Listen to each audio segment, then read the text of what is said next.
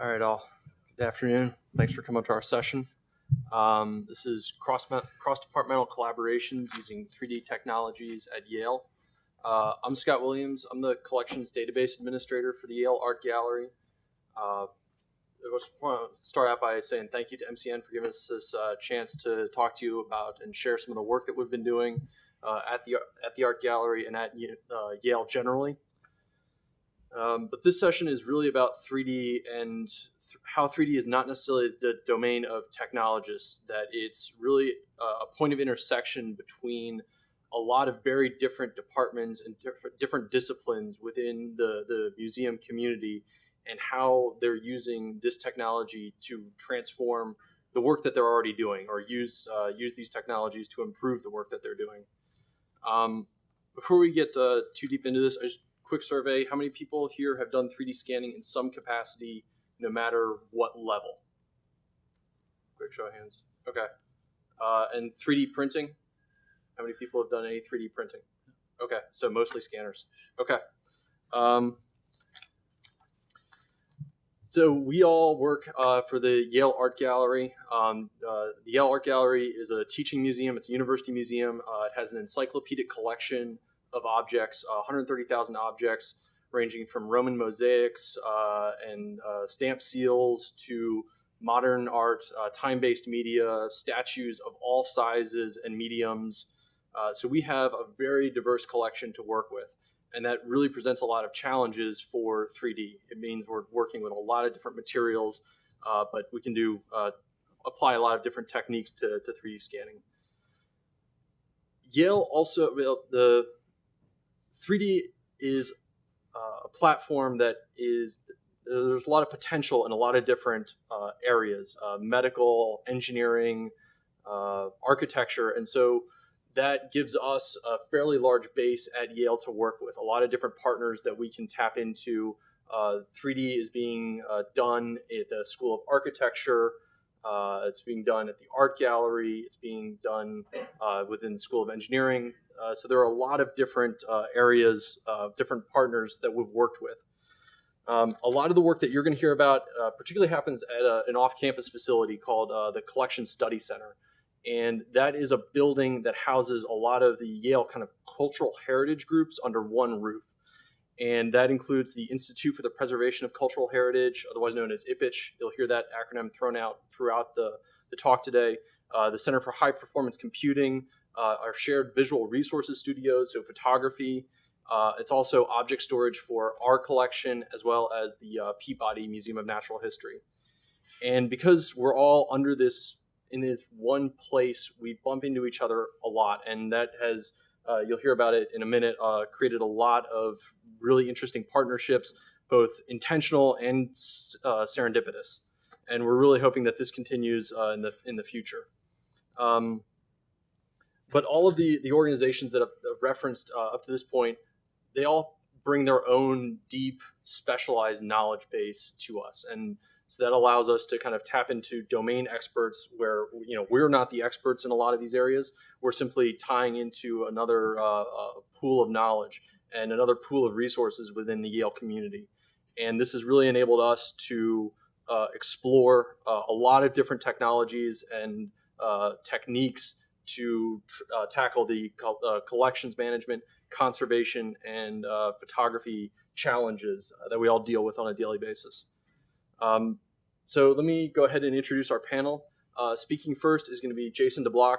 He's the manager of collections at the Art Gallery. He has a master's degree in art history and archaeology from Bilkent University in Ankara, Turkey.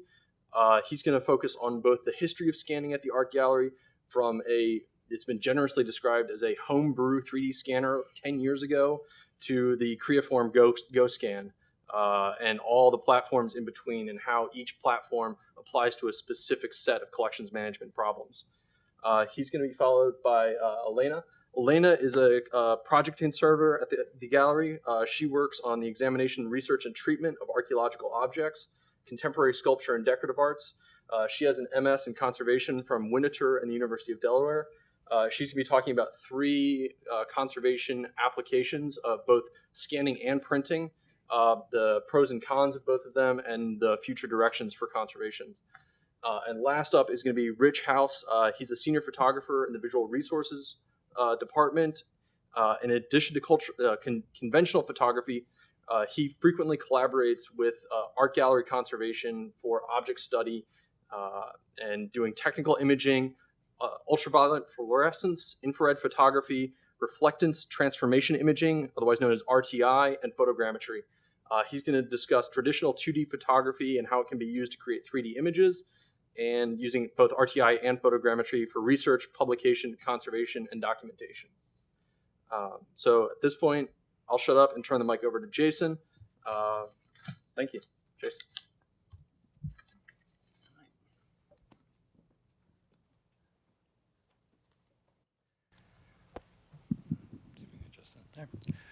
Good afternoon. As Scott had said, I'm Jason DeBlock. I'm the manager of collections at the Yale Art Gallery. And what I wanted to show you today was some of the equipment that we've used and some of the solutions we've come up with for some practical applications for 3D scanning, and some of the things that we've discovered along the way. I'll cover both a couple of case studies showing things we've done with it, but also a couple of the scanning platforms that we have used over the years. We began dabbling in 3D scanning for the purposes of packing and object support several years ago, almost a decade ago, actually. And at that time, there were very few systems on the market that weren't incredibly expensive. It seemed almost to be an expense that was hard to justify for what we were doing. Considering you could do the same by hand, although it was time consuming, it could be done for a price that was much less than the cost of a scanner. So we had started experimenting with setting up our own platform, and you see a model that was designed of a system we had made back then, which by today's standards for acquiring three-dimensional data is virtually a Stone Age tool. It used either a contact point where you click on a button and take a point after a point on a model, or used a series of crossed lasers to identify where the point was going to be made. And over the course of a couple of hours, you got several hundred points, which then would be taken. And here's the very first object we had scanned back then. It was an ideal situation for scanning because it was a large surface. It was matte white, had very sort of not great detail. It had just some very plain features. And we had started scanning this way. And you can see we had ended up with a point cloud of several hundred points. We then used a CAD program to draw that into a model and then to cut it into various slices of foam that would support the statue. Now, this was a long time ago, and there are much more efficient ways to do it, but what ended up being valuable about us looking into this so early was that it sort of forced us to understand a lot of the programming that goes into and the CAD work that goes into developing models, which turned out to be quite valuable later on. As you can see here, now this statue was going on loan, and the place where it was going didn't have a door big enough to fit the statue through in any orientation, so it had to be craned up and lowered in through an access panel on the roof in the horizontal position, which meant it had to travel upright on its journey and then be laid down while still in its crate and then be craned through into the building that way. So there were multiple orientations that we had to come up with, which is why we wanted to create a perfectly custom fitting cavity. This kind of custom equipment ended up, being very labor intensive, and it took a lot of trial and error and a lot of education to learn how to do it. It was time prohibitive, but it was functional back then. However, after a few years of looking into this, technology started really taking off and not just becoming more accurate, but also products coming out that were at a much lower price point. This is the Next Engine scanner, which came out several years ago. At a price point of only like $3,000 for the Pro version, it really started becoming much more imaginable that you could use this as a tool in your arsenal for scanning images. Great resolution, as most laser scanners have, sighted at 0.06 millimeters. And you can see some of the objects that we had scanned with this, and you can see the level of detail that it does acquire. A brass lock plate from a desk and some woodwork that we had scanned, which Elena will talk about for some conservation purposes. The downside of this was that the scans, if any of you have ever used this particular piece of equipment, you know that it's pretty slow at acquiring data. The processing of the image is fairly intensive. One of the problems with laser scanners is that they're very myopic. They see only what's directly in front of them, and although they do catch depth, they don't catch very much of planes that are not either perpendicular or that are perpendicular or close to perpendicular from the plane that they're looking at. So you end up having not just to take an image directly in front of the object, but take one and then at 20 degrees off and 20 degrees off. And you end up like you see in that top swirl, a 6-inch by 6-inch piece doesn't get acquired in one scan. If you were to twist that model, you would see there's gaping holes in it. It actually gets acquired probably in half a dozen to a dozen scans, and you have to stitch those together, which ends up taking time. And when you want to produce a piece then that is a series of those, like you see on the bottom piece, that is about 36 inches long, that took about a week's worth of scanning and labor just to get that all stitched together. So it ends up being an accurate but labor-intensive process. And we were, although for conservation purposes, this kind of detail is very good for what we were looking in my department at for packing and crating and shipping. That level of detail often is not required. On occasion it is, but a couple of years after that, Microsoft had come out with its Kinect Sensor, and this was a bit of a revelation.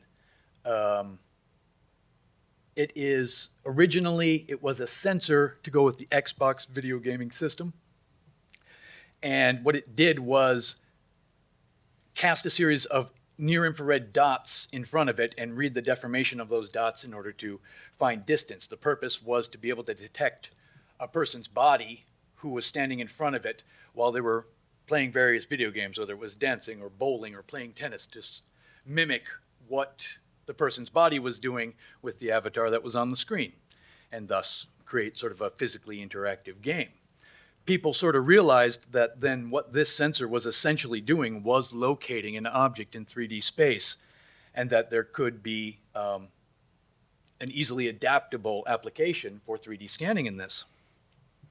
And people started hacking into it and looking into it, and at first it was sort of a bit of an underground movement, but quickly, and perhaps surprisingly, Microsoft picked up on it, and they started supporting it and putting forums and software development kits out for free that encouraged this kind of use, and then eventually came out with a sensor that there was one now that you purchase for your Xbox if you're into gaming, and now there is actually one you buy for Windows if you want to use it as a scanner or for anything else. They use it for facial recognition, IR vision, and various other things.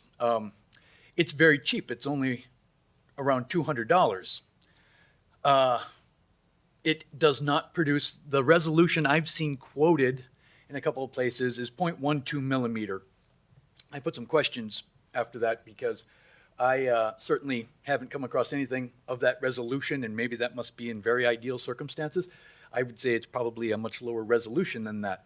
Now, that's not necessarily applicable for the kind of archival three-dimensional modeling that a lot of talks have been talking about this week, because it's a very low resolution. But when it comes to packing and crating, and you can see an example that we had there, I don't necessarily need or want all the detail that an absolutely detailed model gives me. And in fact, it can be quite a hindrance. It can produce large files that are difficult to manipulate and timely, and take a lot of time to process into a form that I can use and a lot of that detail I would want to wipe away anyway because, for example, what you see there is a section of floor mosaic, and every little individual stone and mortar line in that mosaic I don't need to see in order to pack it. In fact, that would be a hindrance to me to try and fit it perfectly together. What I need to see is how the panel undulates up and down so I can provide a relatively level surface that will support it throughout.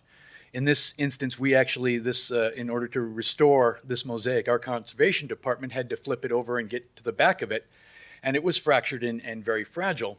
So using the Kinect, I acquired the model that you can see next to it and a slightly askew version of it down below. And you can see where it does not see the stones. It's just not that high a resolution. But what it does catch is the small ups and downs that are there in the panel. And you can see I took a picture of the foam fitting into place. And it fit like a glove. And we flipped the mosaic, and it sat very nicely in its cradle. It is extremely fast. Acquiring that model took me all of 5 minutes and probably maybe another 10 or 15 in processing before I had a final model that was ready to cut out on a CNC machine. It didn't require a great deal of knowledge, although the initial setup, because this is something that is developed with a software development kit and has sort of a maker's do-it-yourself sort of edge to it, the initial setup requires someone who's a little more comfortable playing with drivers and plugging in different units on their computer. But once it's running, the software that goes with it is really just push button. It's really rather easy. And this kind of solution is really good for our packing and shipping department simply because it meets the demands that we have without having to spend the time or resources that might be necessary in another department.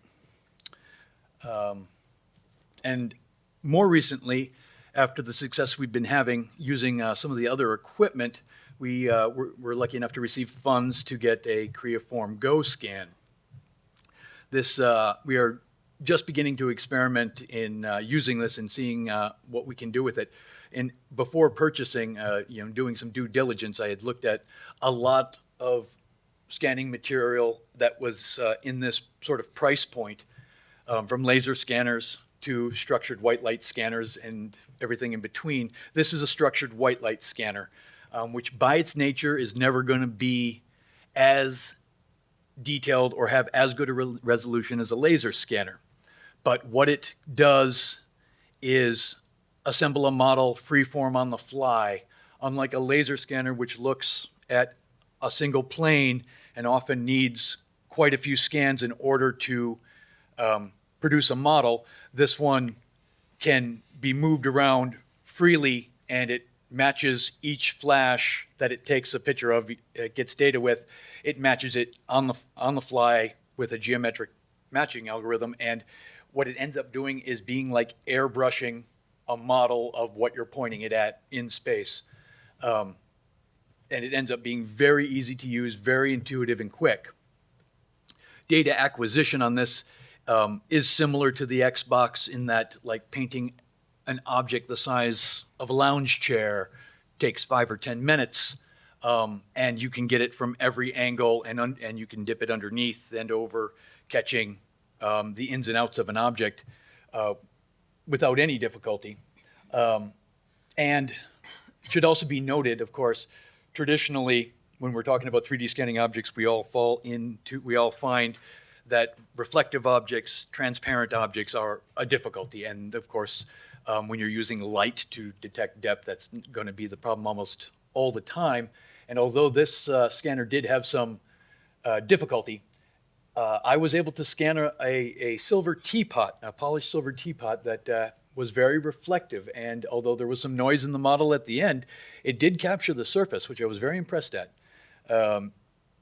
One of the things it can't do, and I had talked to the sales team and the development team at the company, because we noticed it was unable to scan hair or feathers, which in a cultural history collection can be a rather substantial number of objects. And they had said that it wasn't that it couldn't or didn't work for that in theory, but the problem was that it saw every individual fiber, and it saw hair, and the fibers of feathers, and it ended up being so much surface area that it had to keep track of that the resulting model ended up just crashing most systems and being far too large a file to manipulate.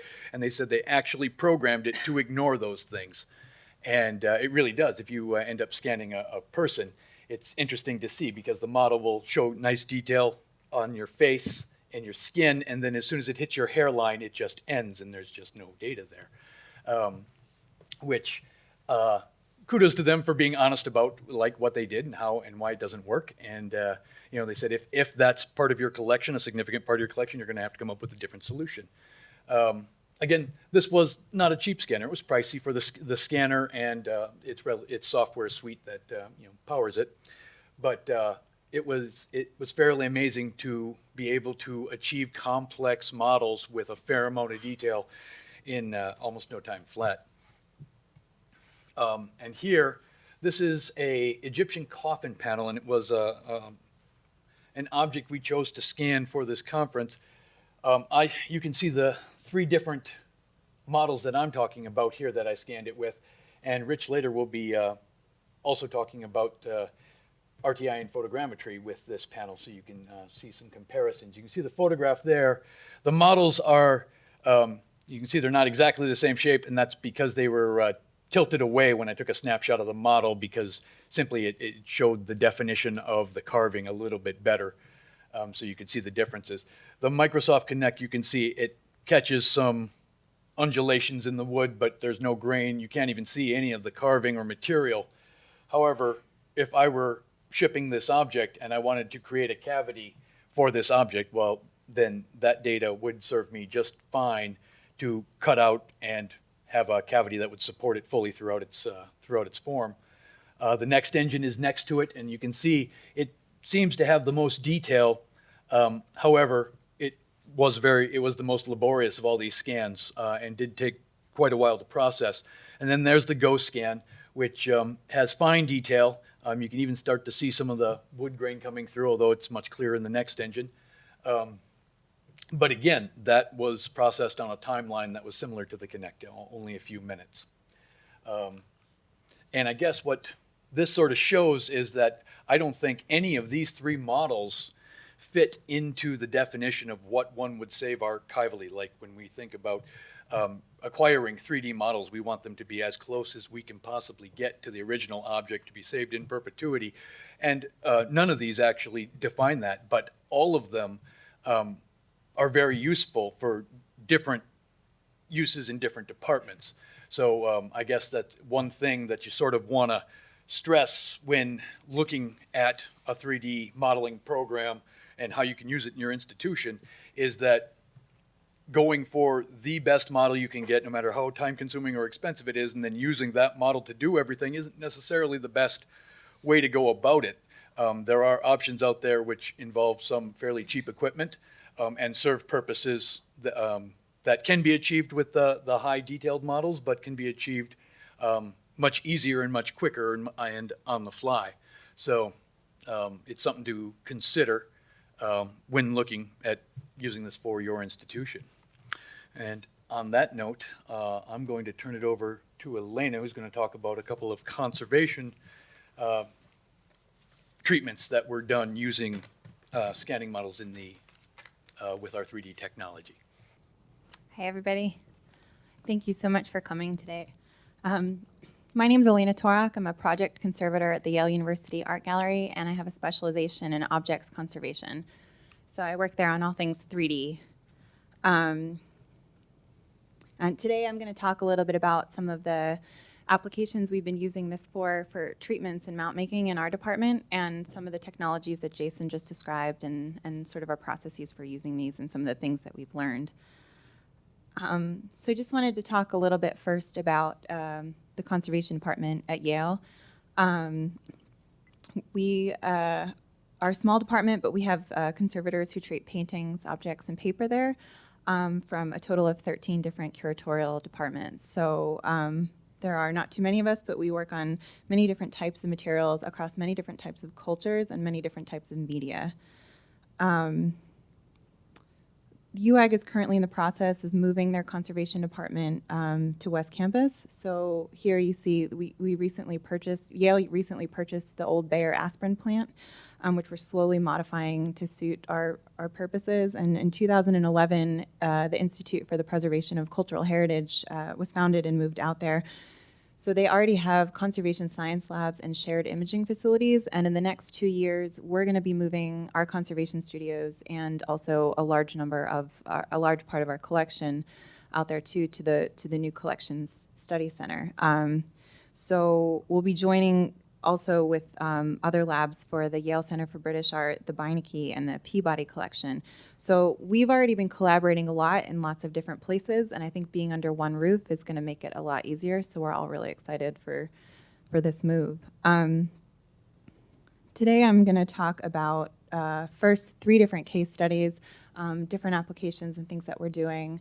Then move on to talk about pros and cons of these technologies and things that we've found have been easy for us to work with, and then other logistical problems that have been difficult for us to get around.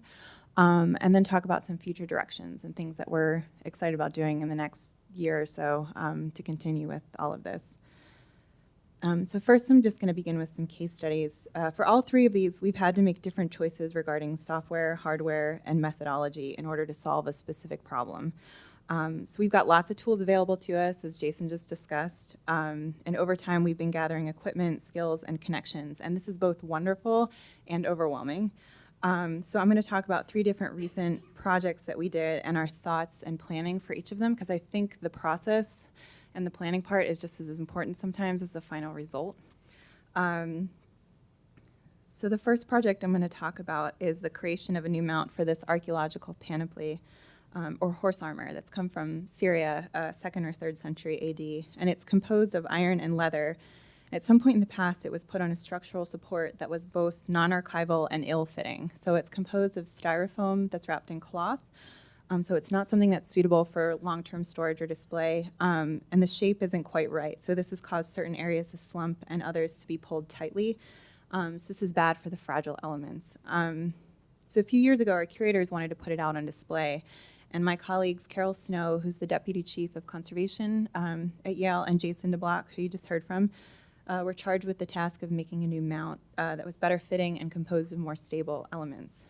So the armor is a very important piece in our archaeological collections. This is our main gallery for ancient art. In total, we have archaeological materials from over 11 different countries, and our 2 largest holdings have come from Gerasa, Jordan, and Dura Europos in Syria, which is where the horse armor is from. So it's an important object, and it's important that we take good care of it as well.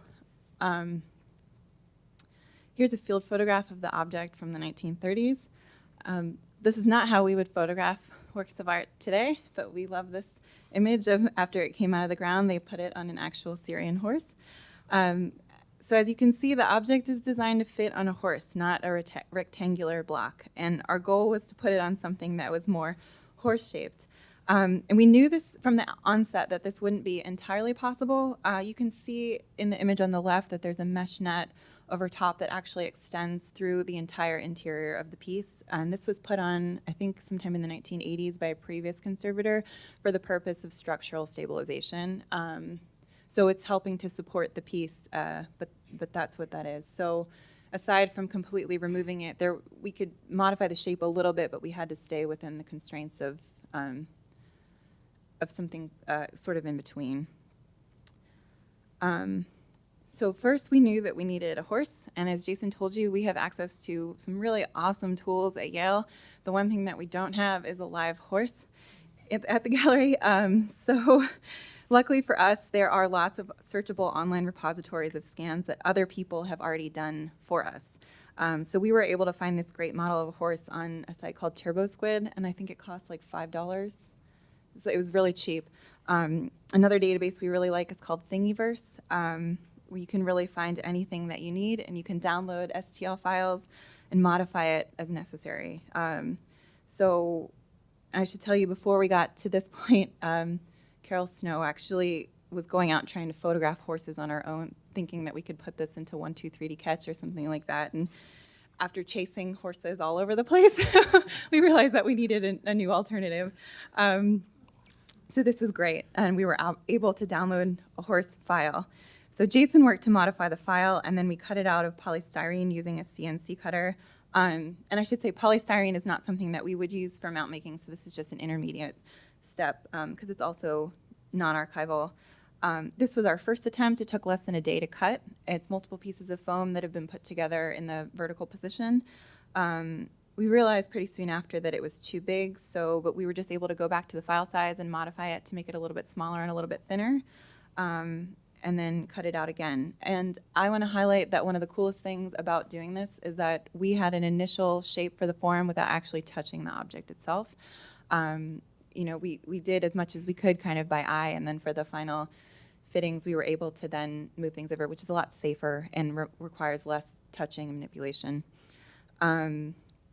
So once we had a form that was close enough, we created the mount over top using fiberglass and epoxy, and then we wrapped that in cloth. So here's the final result. You can see inside. It's also hollow, so we use magnets on the inside to hold because it's made of iron, so we were able to hold it sort of in a better shape using that. And so we were really happy with it. The shape is slightly contoured and a little bit more horse-like, and also much better able to offer structural support that the object really needed. So the second project that I'm going to talk about is the treatment and installation of this carved teach archway. It was designed by the American artist Lockwood DeForest, and it was made in the late 1800s and originally part of the Appleton House in the Bronx, New York. It was donated to us in 2008, and we wanted to install it in our American Decorative Arts galleries when they were renovated in 2012. So Lockwood DeForest designed many architectural elements that are very similar to ours. So here are two that are also in New York that are really close. And he was inspired a lot by Indian design and actually established a workshop in Ahmedabad, India. So these pieces could be ordered from a catalog and then assembled and made to fit into different spaces in different places. So here's ours before assembly. And this is a very busy slide on purpose. As you can see, we had so many different pieces in lots of different states of condition. Some had already been cut down and planed by the original owners to make them fit, so it truly was this big hodgepodge of pieces. So Carol and Jason worked with others at the gallery to try and figure out just what we had and to see if any part of this group could be arranged together to fit our archway. So we almost had something that fit, but we found that the most complete grouping was slightly too wide and also too short. So because they're museum objects, we can't modify them ourselves. You can't cut something down. You can't make it longer. And so as an alternative, we decided to create some teak fragments on our own and then modify these. We first looked into, we got a quote for somebody who could do this for us, and it came in at $18,000. So it was very important to us that we figured out how to do this in-house because we could do it much cheaper and using different technologies that we already had. So we used a NextEngine 3D scanner to first scan the design. And the scans were merged by Jason in MeshLab to create the overall STL file. And this was done before we got our GoScan scanner, so it worked really well. It just took us a lot of time to mesh.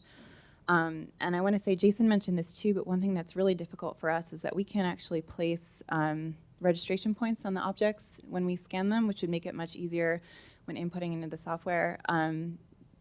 Certain things you can figure out, but for this particular object, it was not an option for us.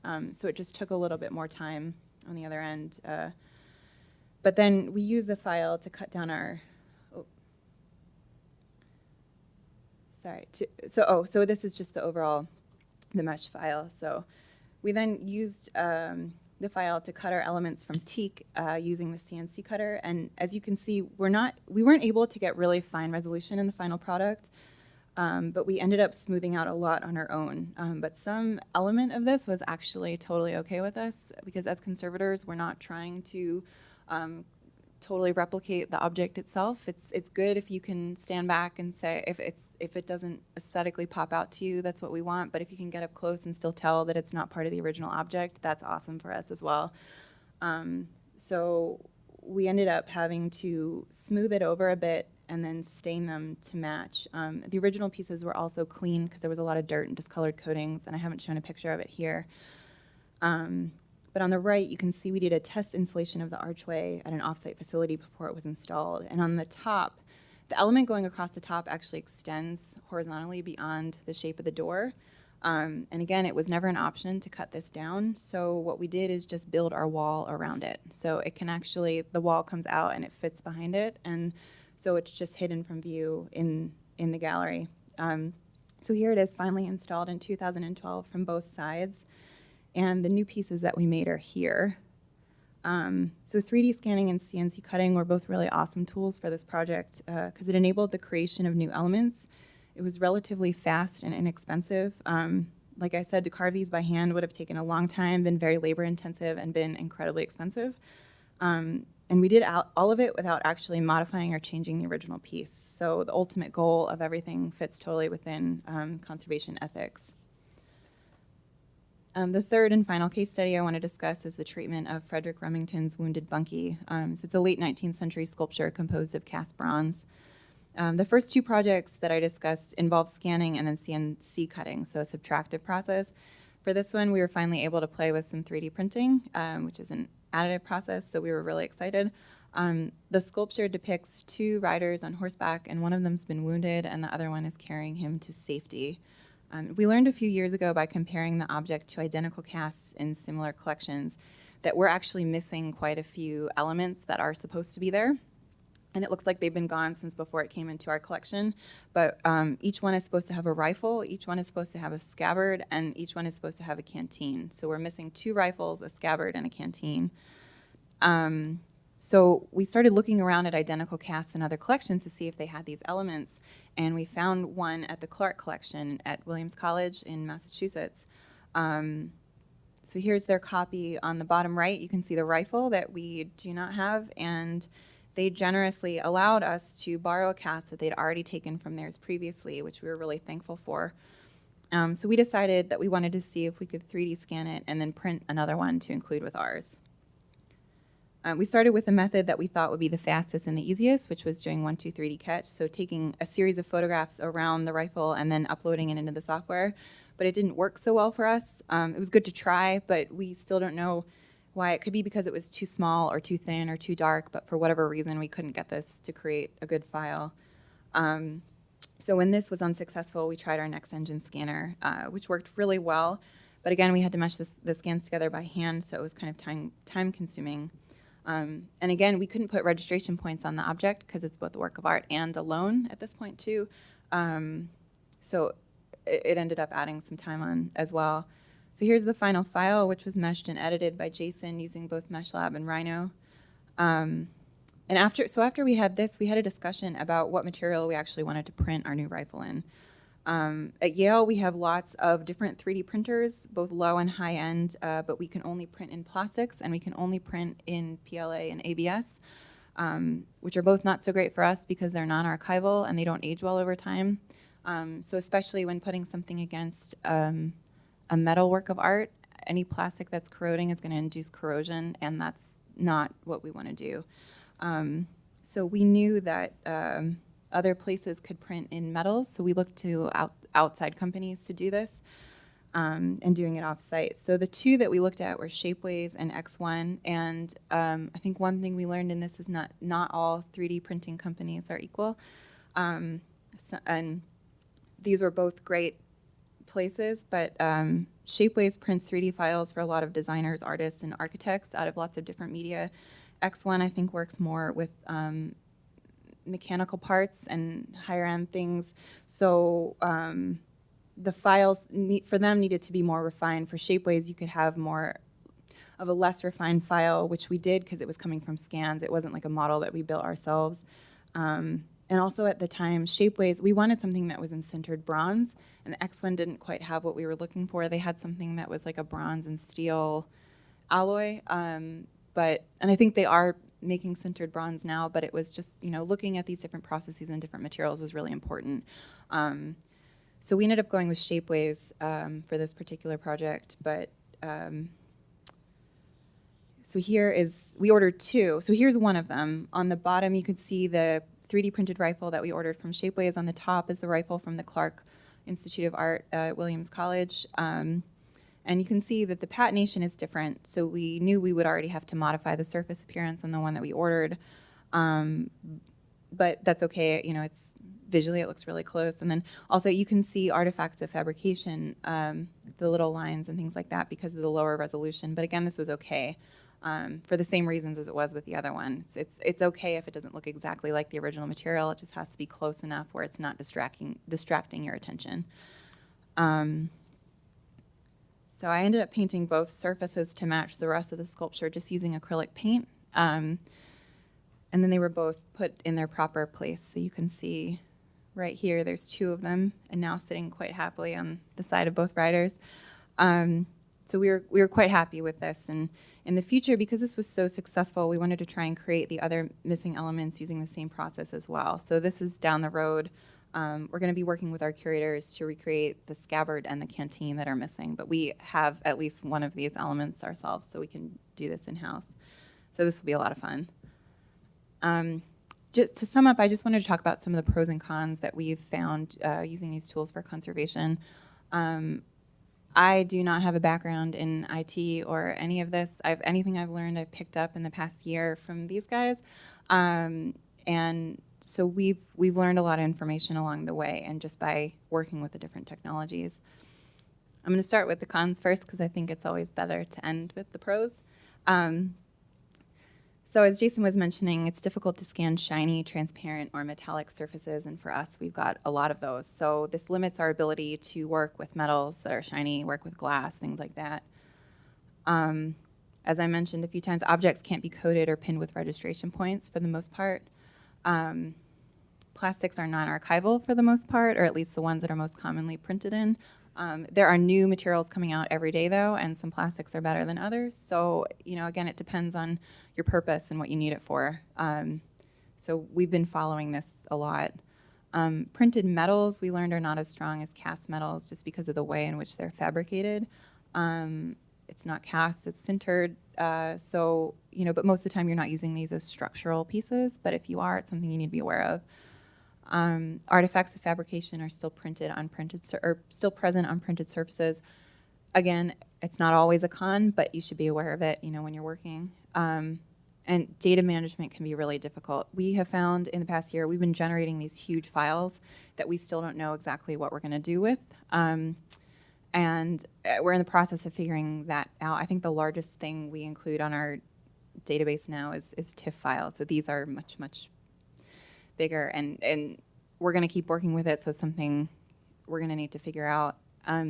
Software can be difficult to learn, and equipment can be really expensive. But on the pro side, I actually wanted to include these as well because equipment doesn't always have to be expensive, and software isn't always difficult to learn. We've learned there's a tremendous range of all of this stuff. You know, for certain applications, you might need the highest end thing that, you know, gets you a certain result, but we've done so much using just the hacked Xbox, the hacked Kinect system, and our next engine scanner, which is lower end, and it's been totally perfect for what we need it for. So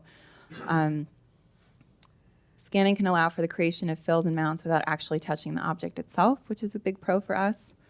Scanning allows for a more thorough level of documentation. So this isn't something that we have done yet, but like if you're looking at an object and you want to see if the crack pattern changes over a year, or if any more breaks happen, or anything like something that would be on a smaller level that's difficult to sort of monitor using normal light photography, this is something that could be really useful for it, and we're looking into for the future. For metals, printing is a lot less expensive than casting. I know that we had for that rifle, our quote was $2,500 for printing. Each one of those little guns cost us about $100. So it saved us a ton of money, which was always great. STL files can be reused if you ever need to reprint it. The pros outweigh the cons. There's been so many good things that this enables us to do, but I think it's just really important to know your equipment and know its limitations as well. So in the future, we're really interested in using UAG's existing technologies for new applications. So Jason mentioned we just got the GoPro scanner. We're really excited to go back and play with that. For especially for reflective transparent surfaces. We'd like to do some research into 3D printed materials to understand more about what they're made of. The process, I think, affects the final results, so we started doing some of that.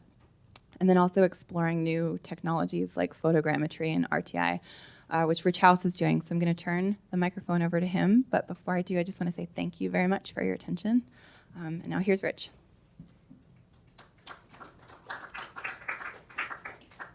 My name is Rich House, and I work as a photographer at the Yale Art Gallery.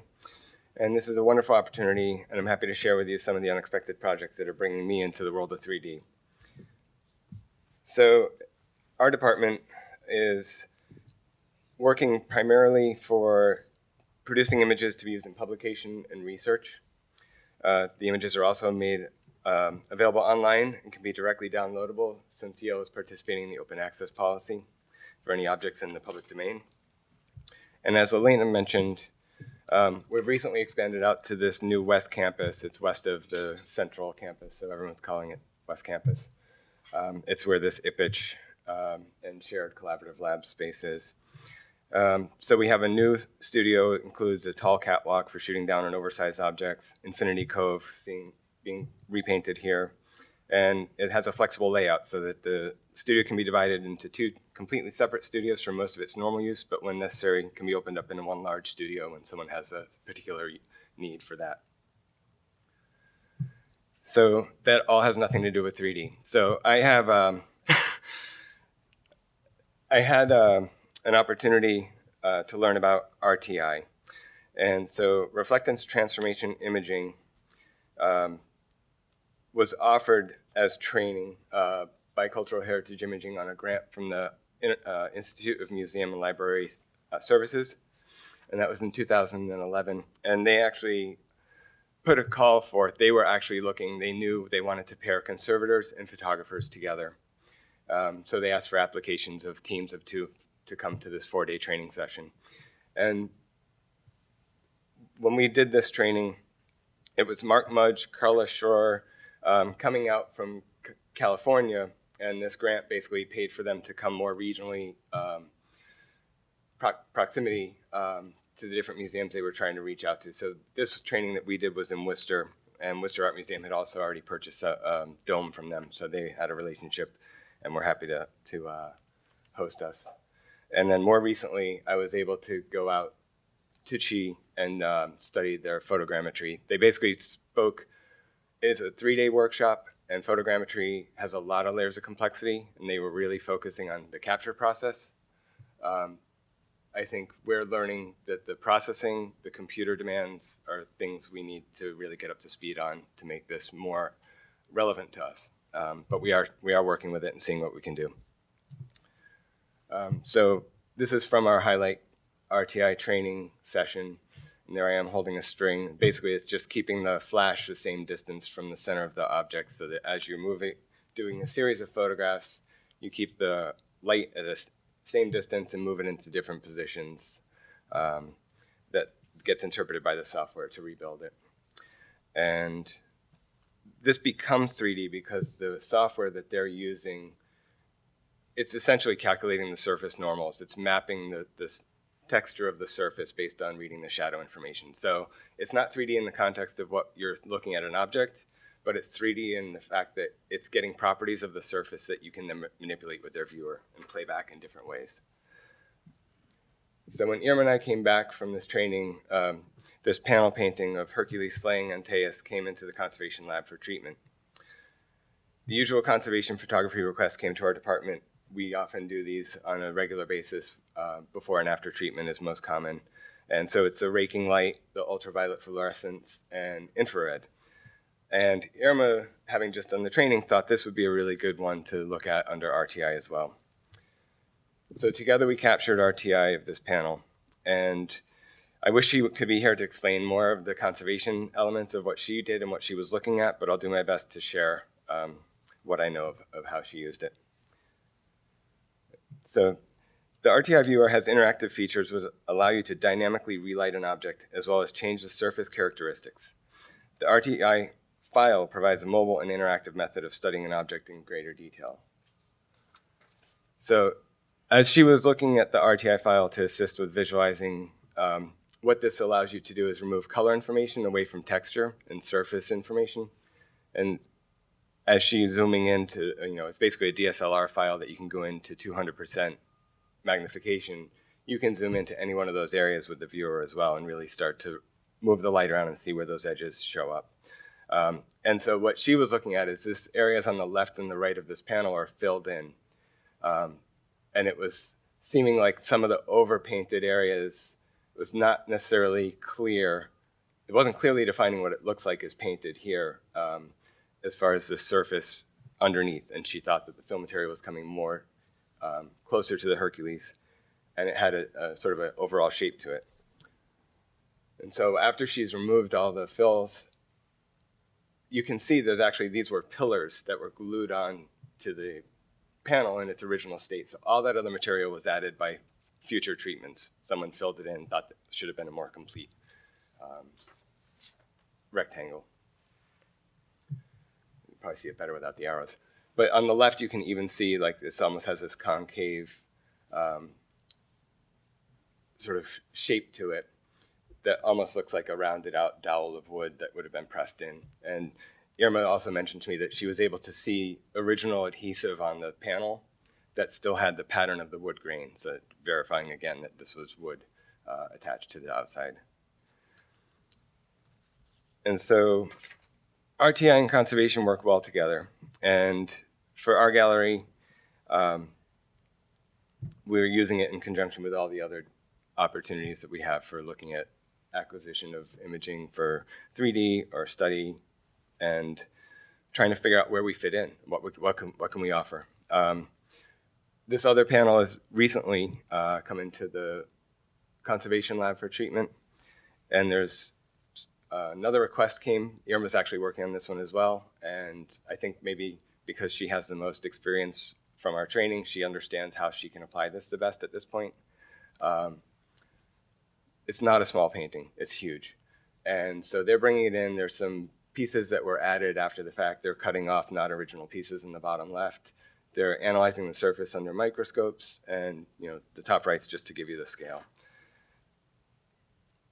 And when we did the images of this, we were concentrating on close-in details.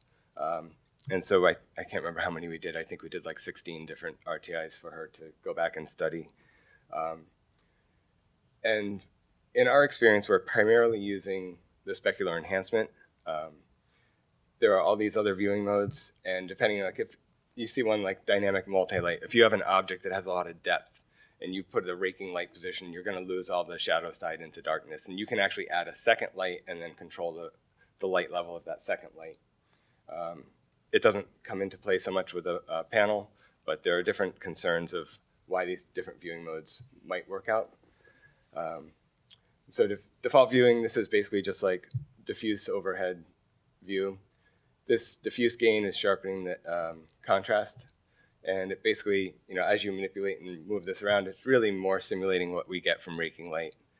But we would only give them one angle, and they can put this wherever they want and really study different edges. And then specular enhancement, this really shows how you're sort of changing. What you can do is tell the software to change the reflective property of the surface and give it more gloss. And so you can actually see how things are responding, where it looks smoother and it's reflecting, and where it's broken up, where it's actually got more texture. And so it's kind of some question about what caused this pattern on the surface. And this is why Irma wanted the RTIs of them. And they're still treating it. They're talking to some of the staff at the engineering school, and they believe that when they were doing some coating on the surface of the painting, there was a temperature constraint it's basically something to do with fluid dynamics and the temperature changing very quickly, and it sort of froze in a half-changed state. And they think they understand it. They're going to actually try to run the test, make it happen again, and we'll do RTI and compare it.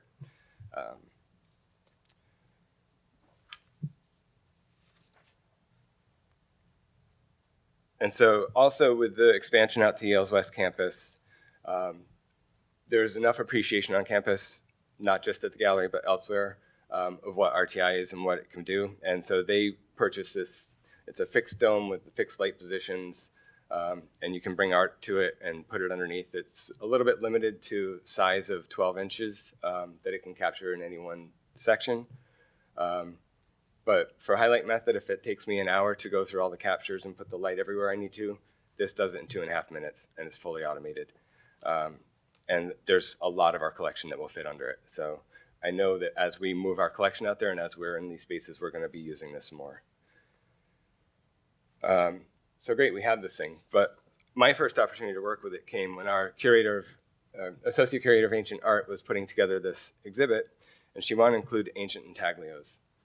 So she has these intaglios that are a 1/2 inch, really hard to see. They're going on view behind a vitrine.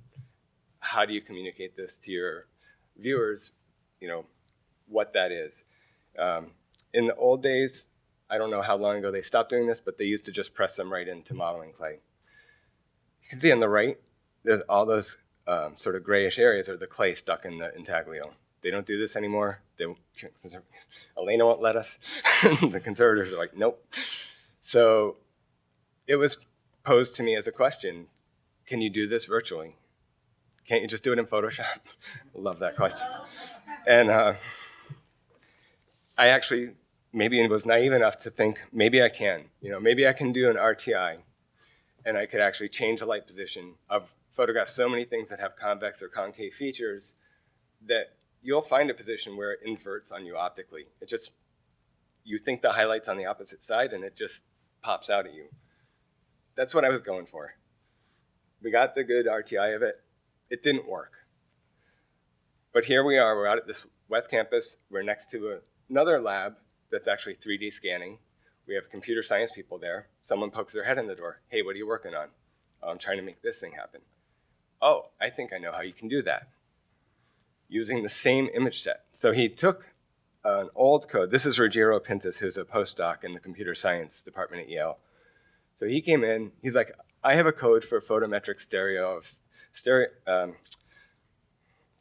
scanning electron microscopes. And if I just modify it a little bit, I can take this image set and that light position file, and I can generate a 3D model.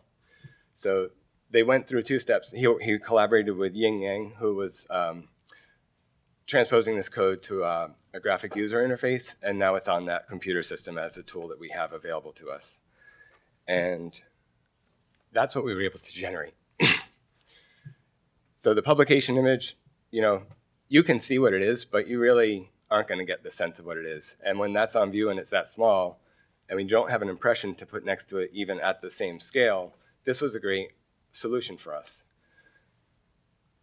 And out of curiosity, we actually had, when these intaglios came out to the studio, they had shipped one of the original stamps that had been done. It was still in the collection.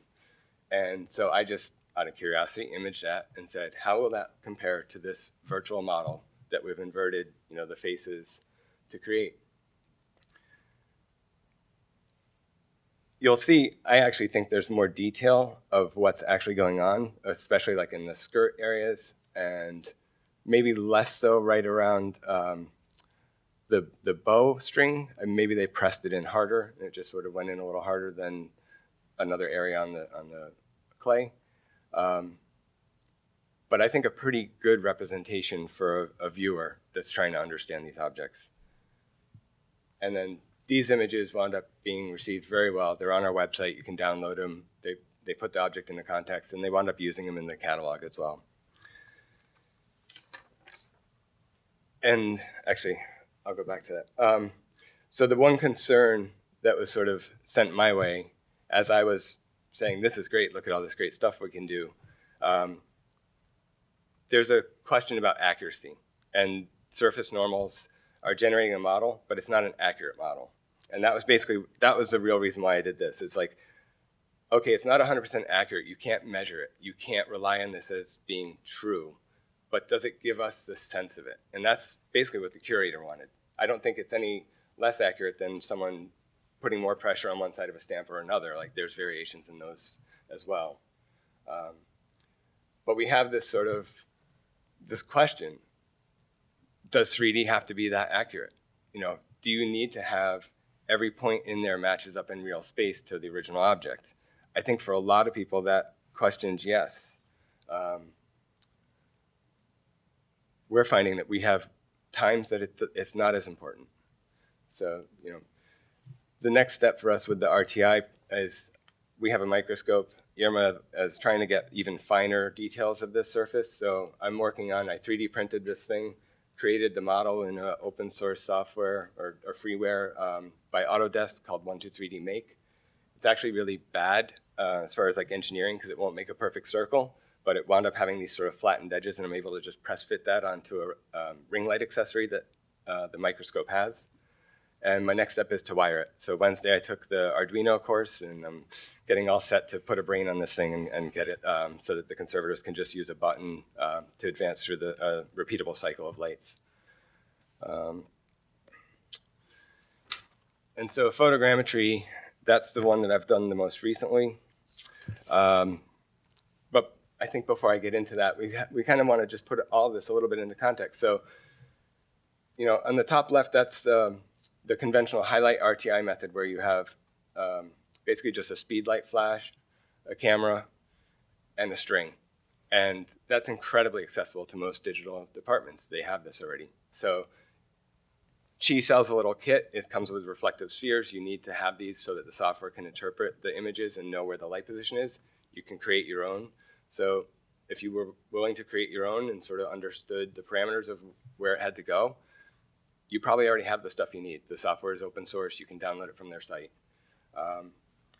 And then on the bottom left, we have the different scanning technologies. Is the Next Engine. The Go Scan is that hand device that's a little lower. And then the Xbox is just up on that stand. And so we have all these to look at. And I think with going back into the modeling accuracy and looking at the accuracy that's the highest is the Next Engine, I'm being told photogrammetry is right up there. I like their experiments with the Bunkie rifle initially. I knew about 123D catch, and I'm like, this is horrible. Like, this isn't really usable. It's a toy. And then I went to this workshop, and I learned about sort of the rules that you need to follow with your images, how you can get the software to interpret the pixels, and that if you change your focus, you're basically creating a new camera and a new solution for where these points relate to each other. So there's just a couple ground rules that are really important, and when you understand them, it changes everything. And the software that we're using isn't open source or free, but it's very powerful. And so once you get a model, not only do you have the points in space, but you have full RGB data per pixel. And that's a question that I have for a lot of the scanning that we're doing, is you can have a RGB sort of a layer placed over the subject that makes you think you have texture. So you'll see all this sort of black lines, and you're like, oh good, it got all that shadow information, then you remove the color and it's just flat. So looking at this model, this was a model that we were able to process at, using Agisoft Photoscan Pro on the ultra high quality setting. And on that edge, that wood grain really is texture, and that little sort of notch really is receding out there. It's not just the color on a masked surface. And then this also is giving us very good detail and data about the surface. I think the place where photogrammetry has the most appeal, and why I want to continue exploring and seeing where we can go with it, is knowing that it can be that accurate. RTI and this RTI 2.3D, they're both suffering from this idea that the lens is warping at the corners, the data is getting warped, a little bit of like a potato chip kind of effect. And so they're not accurate to the point where like a conservator is going to measure it and track it at this point. But then we took that same RTI file of the panel, and I ran it through the RTI 2.3D that they put on the computer over with the dome. And this thing created 14 million faces on this object. And that's great, but they're not accurate. So I think the place that we're trying to go next with this is, I've heard people are taking this and then just mapping it to a scan that is known. Like if Jason can get a good scan of this and we can get the outer points lined up, hopefully we'll have the best of both worlds. We'll get the surface texture that this can render, but we'll actually have the actual shape and dimensions of the original object. I know Jason had trouble scanning this, evidently not with the Next engine, but definitely the Go Scan can't do this. The Xbox won't do this. And this is a real project. This is another one that comes up. And this is kind of why I talk about, does it have to be accurate? This is a lock plate off of a dresser. There's 3 of them. There's one missing. It's about 3 inches in width. And it has a lot of small details, little punch work, a little ding where the key nicked it. You know, it's features that if you wanted to make a replica are very hard to capture. So I did the RTI of this and ran it through RTI 2.3D, and I got what is the most accurate model of the 3 ways that I've done. And we're going to look at pinning this to an actual scan that Jason's done, and then getting a 3D replica print to put on the dresser. It's not going to be perfect, but that's not our goal. And we're not looking to study that result as a true representation of the original. But here again, you know, the RTI relighting, it gives you really great surface information of character. And then the RTI 2.3D, you know, that's basically getting as planar as I can on one of the bird's beaks. And so that depth is really, really minimal. So thank you very much. And I think, you know, we were hoping to kind of turn this into a dialogue a little bit about who else is doing this and sharing the same concerns. I'll leave that to you. Yeah, so I guess at this point we're going to open it up to questions, if there are any.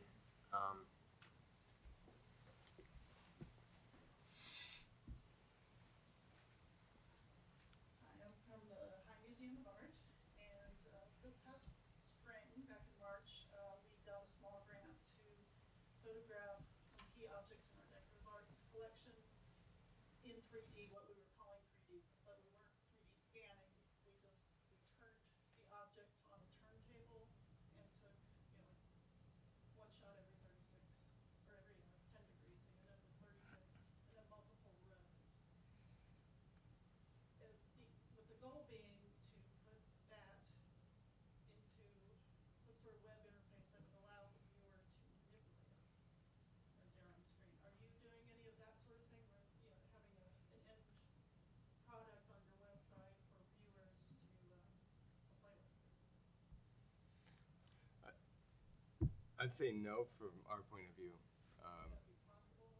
I think there's a big concern about generating models of the originals in our institution. I think we're really, I mean, my department is primarily looking at this for conservation needs. It's really an internal tool. I think also right now, we're in the process of redoing parts of our website as well. So I think it is, sorry, I'll use the microphone because it is a goal to, we would love to be able to put more conservation related things up on the website. There are certain things that are okay. I think, you know, especially the intaglios as being part of the exhibition, and certain things will come up like that. It hasn't happened yet, but we have been in talks with our the people doing the website to see if it can be a possibility in the future. But I think there are other things that we're trying to fix on our website before that. So yes, it's been awesome this week to learn about some of the cool things that people are doing.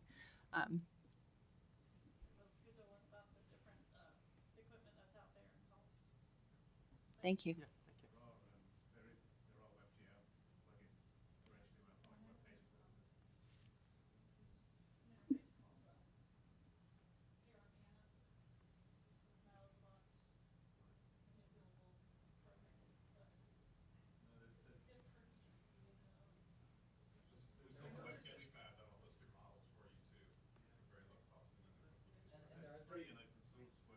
There's a WebGL one for our RTI as well.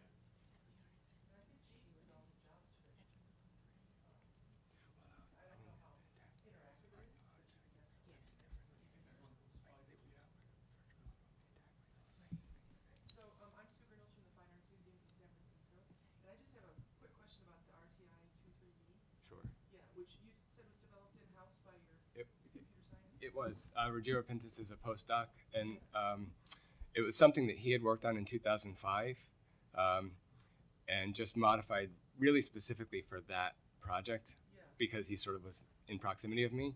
I was just wondering if the software was available. I asked him specifically about this, and if I think I can get you in touch with him. He's not going to put it on SourceForge because it's so flawed as far as what cultural heritage audience would want out of that. Because we asked about that. We were like, how shareable is this? He's like, use it, share it. I'm so concerned about where it's not really intended for what you're using it for. I would want to really polish it if we were going to, distribute it that way. But I'm sure I can help you get in touch with him. Yeah, he said it was C++ code in MATLAB.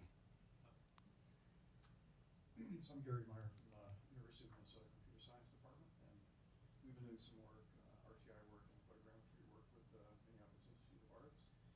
And I was wondering, Richard, the little gizmo that you showed us that's in progress, the little dome. My RTI 3D printed dome. Yeah, could you just tell us a little bit about what the intentions are, like if you're going to, at that kind of scale, what you hope to get back about the artwork by doing RTIs, which appears to be, you want to really have a very small area that you're generating this RTI for. So Right.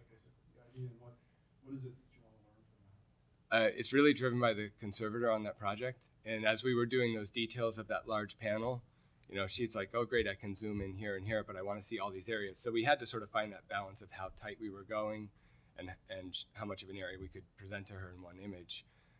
But as she was using them, and then she's like, I would like to almost do this when I'm looking under the microscope. Do you think we could do that? So she just asked me, can we do it?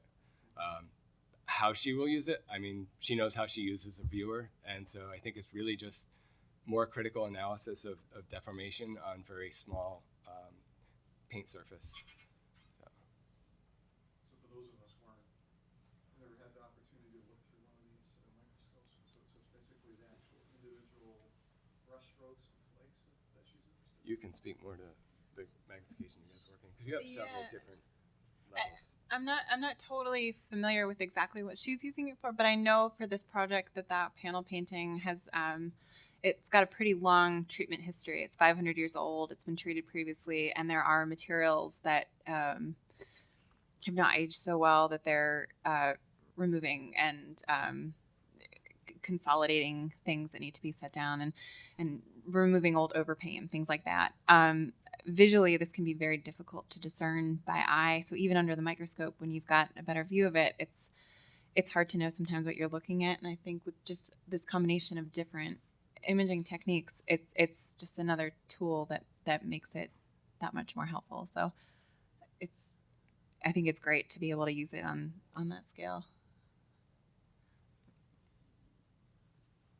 I think that one other thing that I didn't really say that I think is a concern for people that are interested in getting into this is my role at the gallery hasn't changed. I'm still a studio photographer. So a lot of this is just, I have a strong interest in it. I think it's really fascinating. But like something like the photogrammetry at the highest level of accuracy that I know it's capable of, it's a steep learning curve, and there's a lot of processing demands. And I actually was only able to get that result of the ultra high quality by using the computer that Jason had built to power the Go Scan. If I didn't have that, I wouldn't be able to do the high quality. And so until you can see the results, how do I know how accurate I can generate? And that was kind of the first one that we got, and that's only been very recently. So that's partly why I don't have more concrete answers. But I do think photogrammetry has the accuracy that's missing from some of the other technologies. It's just, you have to know how to get there. So another question I have is with respect to the photogrammetry and the use of the Adhesive, from your perspective, so far has been on the conservation side. Could you maybe anticipate or talk a little bit about how this might be used to disseminate the collection, and what kind of presentations could be possible in the future, even looking towards what a catalog might look like in the future, given these sorts of technologies? I think we're pretty slow to adapt to like a virtual interaction around our collection from the top down. But I think conservation, again, this is sort of who's doing this imaging, and sort of where my involvement's getting brought in. It's certainly not the only place that it will apply.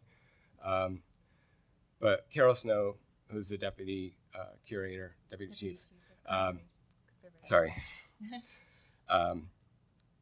She sees what I'm doing, and she's been working closely with Jason and knows the limitations of the equipment he's working with. One of the places that those scanners fall apart is really large-scale sculpture.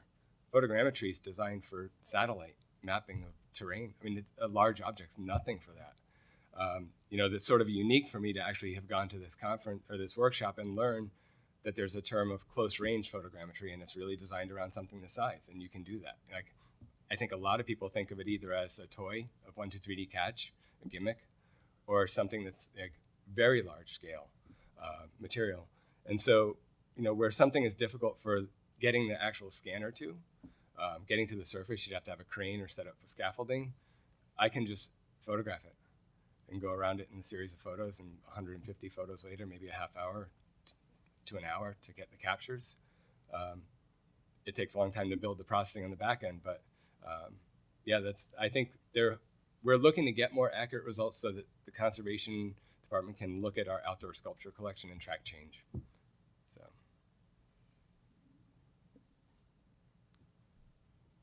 Have you done any photogrammetry on paintings? That sort of scale? In the workshop we did.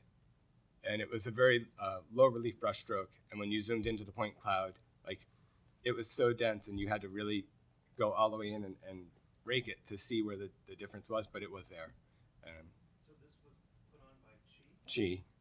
So, I think, once again, they're a nonprofit. They're tied into the museum world. They have technology they think is useful. I think they're a little bit of, we think if people knew this, they would embrace it. And I think they do a good job of trying to reach out to the community that way.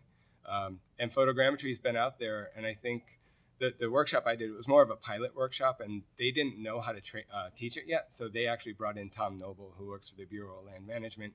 He's been doing this out in the desert and rock formations for 20 years, and so he basically came in as the co-instructor, got them up to speed on the software and the techniques, and so we're still in communication after this class. We're still sort of updating some of the information we came back with.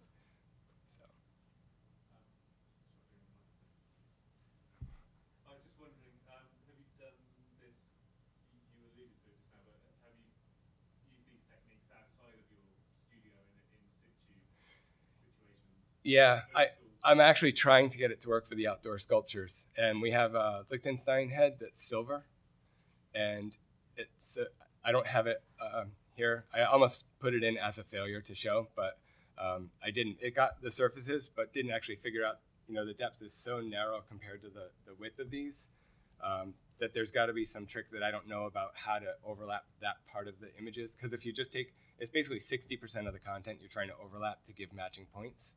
That's great on the wide surface, but then as you start to come around to something that's very narrow like this, like how do I have to then go in very close to give those points? Because what I'm finding is it's not matching them, and it's just actually thinking it's one face. So. I'm interested in applying the technique on very fine inscriptions, archaeological inscriptions in caves and. They do it very well. Yeah. In fact, if you go to Chi's website, their demo of photogrammetry is exactly that. So.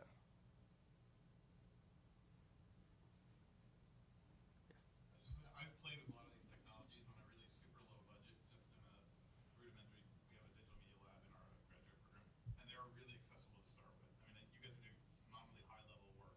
I just think if you want to play around with it, photo scan is actually easy to enter to, and the education level is really cheap. It's like $90. And so all of these things,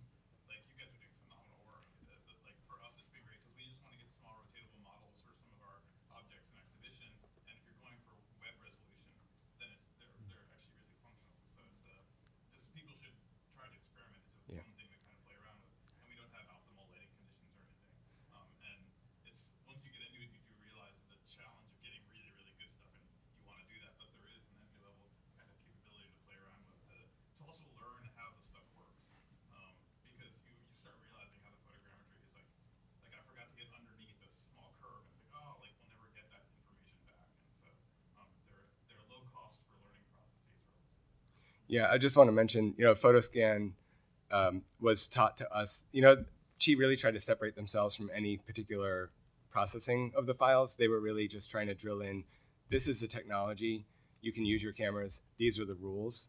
And right now, this is the software that's working the best, so that's what we're working with. But they're eagerly looking at other things and finding, what's better.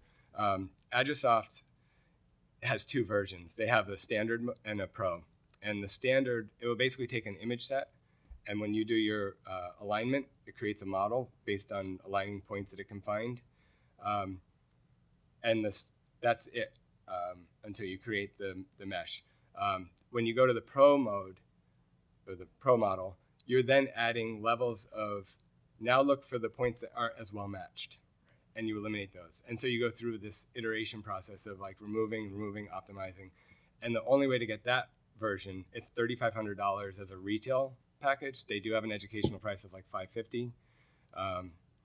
But you can definitely play with it. Like I think the educational price, like you said, it's $80 or something.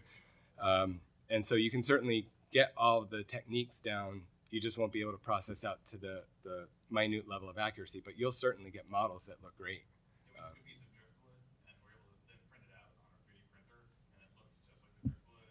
And I had a clay gremlin that had all these little features, and that captured all the indentations, and also we were able to print that out. So it can do a lot, and it's fun to play around with the possibilities of it. But I'm just curious, is anyone here from an institution that has, like, there's conservation science that's sort of a newer entity on our campus. And I'm wondering if anyone else has, like, I'm coming into this from the sort of publication imaging side of things. I'm wondering if other people have, like, science people that are sort of, more of the people that are providing this, or... The project that I'm thinking of, we've got, I've got no budget, but we've got a single student from the physics department, and he's had a look at the Qi website. He's building his own dome with a moving arm Yeah. and a moving light Yeah. thing, which is quite interesting.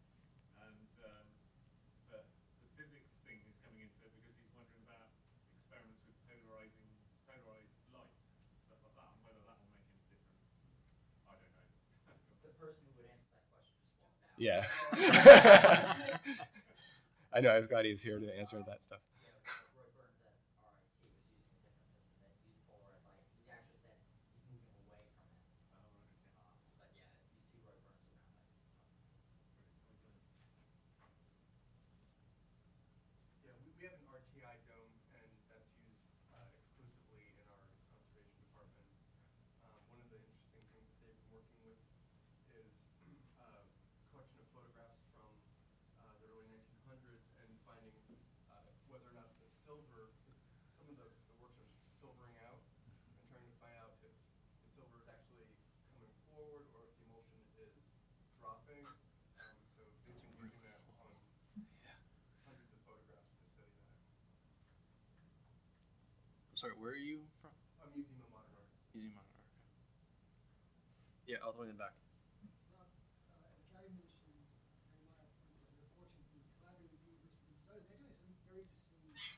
They're doing some very interesting work with high dynamic range RTI to capture some of the specular circuits. There was a side project after, there's someone here that might be able to speak about it, but after the RTI project, or the training that we did, and we did some of those first things, there was a grant at the university to do a multispectral RTI that I wasn't really involved in, so I can't speak too clearly about it, but they were looking at that, applying RTI, but with a multispectral camera, and then trying to build an interface to sort of incorporate all these different types of conservation data, from everything from the CT scans and MRIs and ultraviolet and